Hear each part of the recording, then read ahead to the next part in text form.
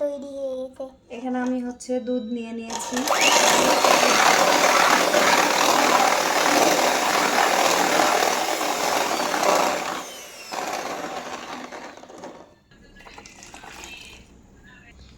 এখানে আমি ক্যারামেল তৈরি করে নিয়েছি। এবার আমি দুধটাকে এই ক্যারামেলের উপর ঢেলে নিব। আপনারা ছাঁকনি দিয়ে ছেঁকে ঢালতে পারেন।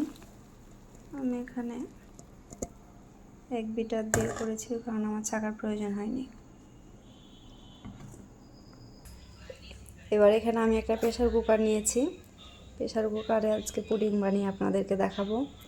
আমি প্রেসার কুকারের মধ্যে একটা স্ট্যান্ড দিয়ে নিলাম। এবার আমি এই বাটিটাকে বসাবো। এই দেখতে পাচ্ছেন আমি প্রেসার কুকারের মধ্যে বাটিটা বসাই দিয়েছি। এবার ঢাকনা দিয়ে ঢেকে দেবো। এই দেখেন আমি ঢাকনাটা লাগিয়ে দিয়েছি, ভালো করে সেট করে দিয়েছি। এবার প্রেসারের মুখটা লাগাই দেব।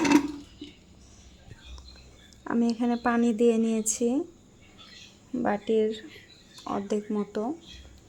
এবার আমি ঢাকনাটা সেট করব।